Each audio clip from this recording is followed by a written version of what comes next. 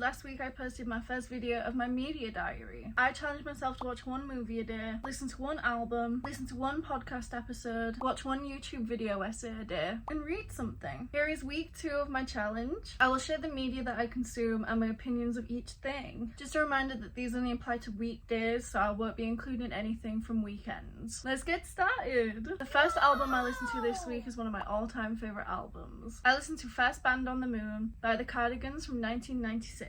The Cardigans have to be one of my all-time favourite bands, and I love this album with my whole heart. So yes, I have listened to this album quite a few times before. Every song on this album is an absolute dream. The Cardigans' music is just so girly and fun, it's my vibe down to a T. This whole album is just filled with songs that I'm in love with. If I could give every song on this album a 5 out of 5, I would. But if I had to pick my favourites, they would be Your New Cuckoo, Step On Me, Loveful, and Losers. This album is a solid 5 out of 5, and I will not hear anything bad about it. I listened to the second part of the Maintenance Phase podcast, RFK Jr. and the Rise of the Anti-Vax Movement. I enjoyed this 2-part series. I do believe there is a third part that's based on COVID conspiracy theories that I haven't listened to yet, but I will be listening to it in the near future as I absolutely love this podcast. I love the dynamic of the two hosts, Aubrey Gordon and Michael Hobbs. I really love when a podcast feels like a chat between friends, and I feel like I learn more from informative media that is presented in that way. I'm really looking forward to listening to more from this podcast.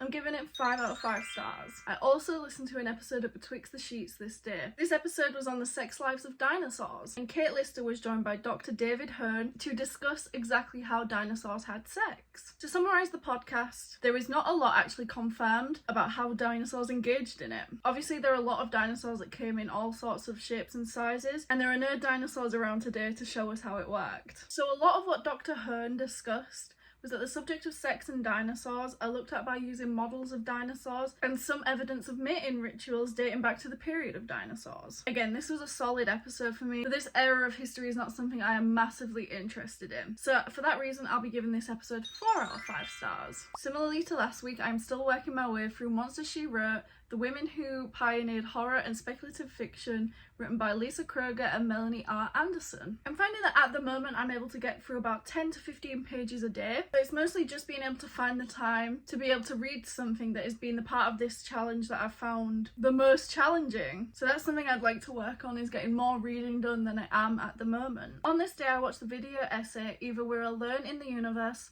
or We're Not by Thor's Cabinet of Curiosities. I've only been watching their content for a little bit, but so far I really enjoy it. You can tell that their videos are very well researched and the topics that they discuss are very interesting. As you can tell by the title, the video discusses the chances of intelligent life being out in the universe, and also what it means for us if there is, and what it also means for us if there isn't. Please check it out, I've linked it down below in the description. Another Round is a 2020 film directed by Thomas Vinterberg. I remember seeing the trailer for this film when I was working at a cinema back in 2020 and was interested in seeing it then, but did not get the chance to. This film stars Mads Mikkelsen as the main character. I've been a fan of his work since I first saw him in Hannibal, and I am interested in watching movies when I know it stars him. This film is about a group of high school teachers who decide among themselves to do an experiment to keep themselves in a constant state of intoxication, as they believe that they'll function better with a low level of drunkenness. The experiment does deteriorate and the friends begin to abuse drink more and more, until unfortunate events begin to happen to all the members of the experiment group. I did enjoy this movie, but at the end I wasn't really sure what the film was trying to say. I would rate it 3 out of 5 stars. I listened to an EP instead of an album on Thursday as I did not have much time that day. I listened to the new Love and Money 2025 EP by Lovecat. This is my first time listening to this artist. I just chose to listen to it because it was a new EP and it was short, which I needed, and it looked interesting. The EP was good. I enjoyed a couple of songs. My favourite song was He's My Man. It isn't necessarily my taste when it comes to music. It does give indie bedroom pop vibes, but it was a much slower style. I did really like the cover art for this EP, and that's one of the things that drew me towards listening to it. I want to reiterate that this was a good EP, and the music was very well done. It's just not necessarily my vibe. For that reason, I rated it 2.5 stars out of 5. Once again, I listened to an episode of A Bit Fruity with Matt Bernstein. This episode was called How Did Elon Musk Get Like That? Matt was joined by Ryan Mack and Kate Conger to discuss how Elon Musk has changed over the last 10 years. From as late as 2018, he was boasting that his company Tesla scored 100 on the Corporate Equality Index, compared to now standing beside Donald Trump and doing that hand gesture on a world stage. This is a very interesting podcast, as I was always under the impression that he'd always been this way, and I was not aware of his more left disappearing past. My only past exposure to Musk was when he was in a relationship with Grimes, and then later became the worst person on the planet. So I was not actually aware of how much he had changed within the last 10 years. I would recommend giving this podcast a listen to get a better understanding of the man who is extremely close to the US president. I will give this episode 5 out of 5 stars. Me and my husband visited our local comic book shop on this day. Unfortunately, our comic book shop has been having some problems with their suppliers, so we weren't able to pick up some of the stuff we were keeping up with at the minute. But I did pick up one comic. I picked up the first issue of Robot Todd from 2025 by Farrell Dalrymple. The art in this comic book is so lovely. I cannot stress enough how much I love the art in this comic. The story so far has introduced us to some interesting characters, but it is all centered around the titular character, Robot Todd. They are an adorable robot that seems to either be new to this planet or have lost its memories of the planet. I don't want to spoil too much, as this is a brand new comic that has just been released, but I would really recommend supporting your local comic book shop and the comic industry and picking up a copy for yourself. If either the story sounds good or the art style appeals to you, I'm super looking forward to reading the new issue of it. A deep dive into a TikTok serial dater, A Stay Is Online by Kidology, is a video essay that goes into detail on the recent rise in dating influencers and focuses especially on the most viral, A Stay Is Online. Serial daters are people who go on 2 or 3 dates a week and document their time on these dates and their opinions on the people that they are seeing. Kidology goes into the psychology of A Stay Is Online's TikToks and perfectly explains some of the reasons that she may feel the need to do this and if that is healthy for her or not. I absolutely love this video essay and subscribe to Kidology so fast after viewing it. Please check it out. I will leave a link for it in the description below. I watched one of my childhood favourite films that I have not seen since I was probably below the age of 10. The movie Valorant from 2005, directed by Gary Chapman, follows a small pigeon called Valiant and his friends as they join the war effort for their country. This movie was on Disney Plus, and I'm guessing that Disney probably bought the rights for it to release in the US, as I don't remember it being a Disney movie when I watched it several times as a child. This movie was a lot worse than I remembered. The animation is absolutely awful and makes me uncomfortable to look at, but for some reason my younger brother and I would watch it all the time. I totally forgot about the French mice characters, but I did remember that there was a weird musical number in the middle of it, and in fact, even as a child, I don't think I enjoyed that part of the movie. I watched this movie just to feel some nostalgia, and on that front, did I feel nostalgic? Yes. Was it a good movie? No.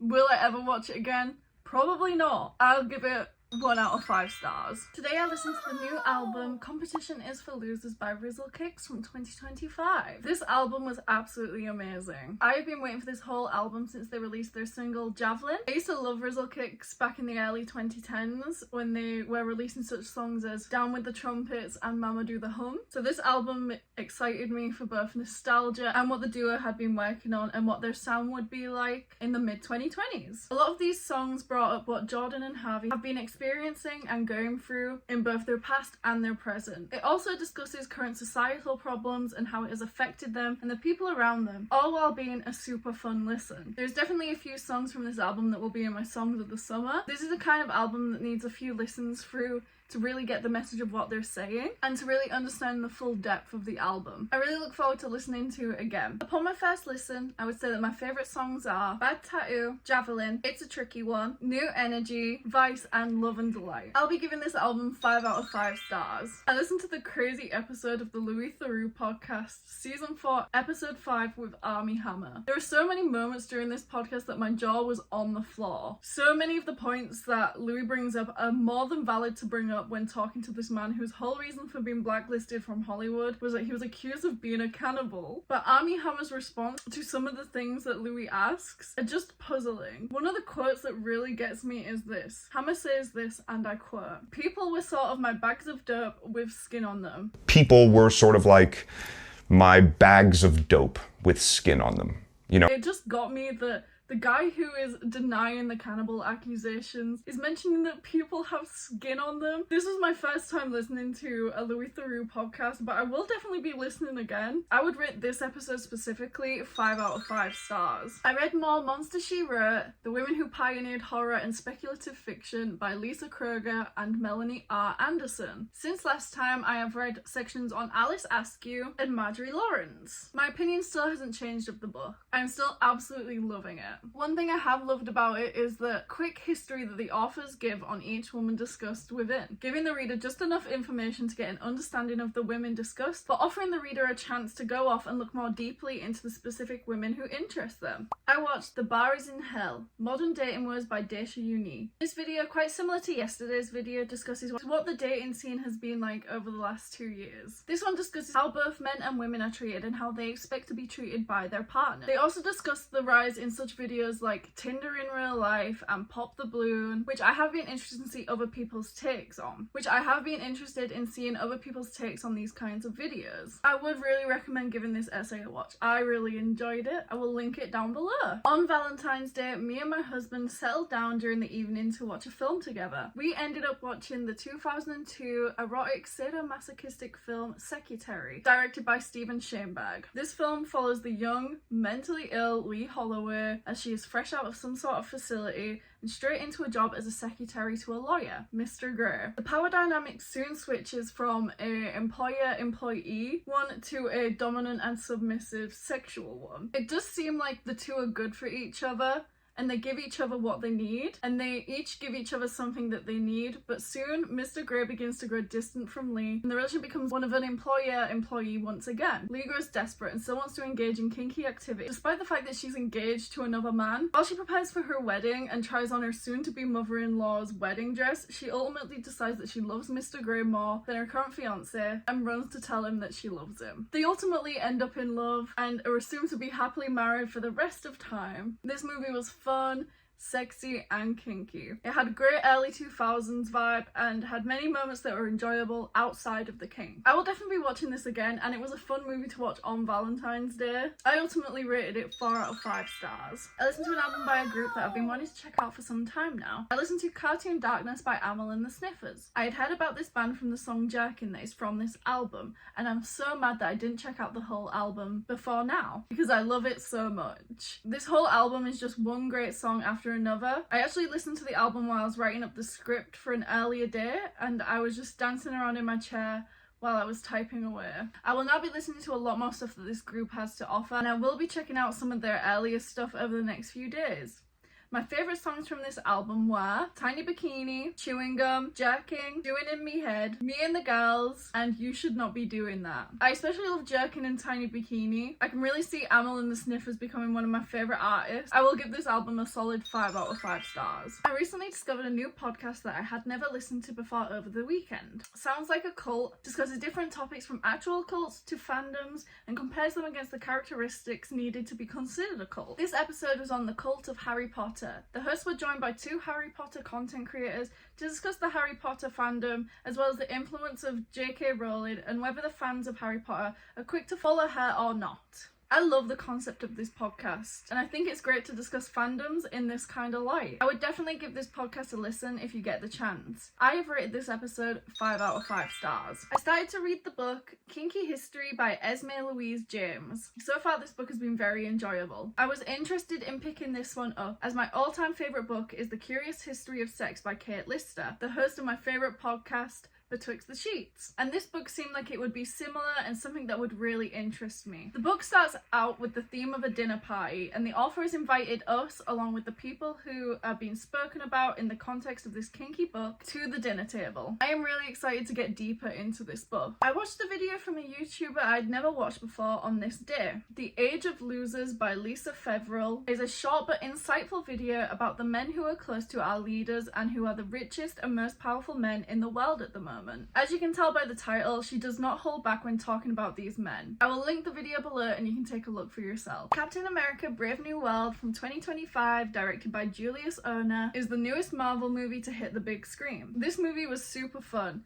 It was one of those Marvel movies that anyone could go and watch, no matter if you are familiar with superheroes or comic books, or if you had seen the Marvel movies and shows in the past. I actually really loved Anthony Mackie's performance as Sam Wilson's Captain America, and Harrison Ford as Thaddeus Ross was super fun, and I love to see Harrison Ford still acting, as I really love him. One thing I particularly loved about his character was how the advertising heavily featured him as the Red Hulk, but the Red Hulk was only featured towards the end of the last act for the big fight scene that you can usually expect in these kind of movies. But it had been hinted at throughout the movie that he would turn. I really enjoyed the payoff of Harrison Ford's character turning into the Red Hulk. There were also parts of this film that were funny, filled with action, and had heart in it. There were a few cheesy lines, a couple of scenes with mediocre CGI, and one cameo that made me roll my eyes slightly. But I'm not always heading to the theatres to see the most amazing thing I've seen in my life. The majority of the time, I am heading there to get lost in a movie, watch a story that someone wanted to tell, and support the movie industry. I would give this film 3.5 stars out of 5. I really can't think of too many bad things to say about it, and it was a great movie to kill a couple of hours one afternoon. Today I listened to the album Who Let the Dogs Out by Lambrini Gals. After listening to the Amyl and the Sniffers album the day before, I wanted to check out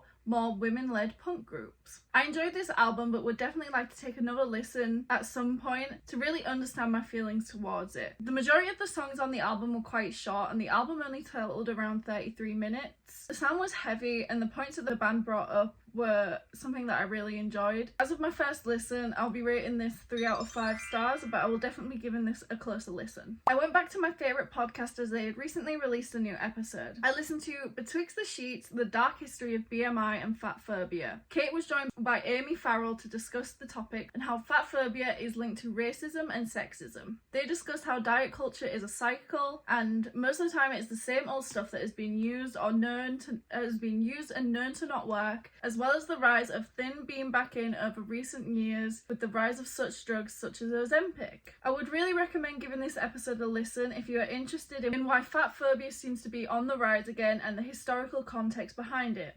I would give this episode 5 out of 5 stars. I am continuing to read Kinky History by Esme Louise James again today. A lot of topics that this book covers are definitely too much to talk about on YouTube, but if you are over the age of 18 and want to learn more about sex and kinky history, please check this out. You will not regret it. On this day, I watched the video How Not to Do Business Part 12 Event by Fact Fiend. This was definitely a more casual kind of video essay compared to ones that I usually watch. I really enjoy Fact Fiend's content and have for a few years. This video focused on an experience the creator had with a company trying to entice him to go to a 2-day YouTube creator conference while also asking him to pay £300 to attend, and his experience communicating with this company. It was a very interesting and fun watch. I will link it down below. Heart Eyes is a 2025 slasher movie directed by Josh Rubin. I really did not enjoy this movie and can confidently say that this was the worst film that I've seen from this year's releases. I can understand the appeal and why people seem to enjoy it, but to me it was trying too hard to become one of those films that become a cult classic. There's a difference between films that are so bad that they're good and films that purposefully try to be bad so that it can become a cult classic. The film goes on for about 30 minutes longer than it should, all for the climax to be extremely disappointing, leaving me and my husband sat in the theatre wishing it would end already so we could leave. The only positive that I can come up for this film was that the practical effects used during the kill scenes were done very well. But this is really the only reason I would tell someone to see this film. Other than that, I would not recommend this film at all. 1 out of 5 stars. That was week 2 of documenting my media diary. I really hope that you enjoyed me yapping about what I've watched, listened to, and enjoyed over the last week. And if you did, think about watching the previous week to see what else I have spoken about. If you have enjoyed these videos, then please consider giving this video a like, comment with suggestions of things that you think I should check out, and subscribe to join me on this journey and keep up with what media I am consuming. My social media, TikTok, Instagram, Letterboxd and Shelf are all linked below, and I will see you in the next one. Bye bye!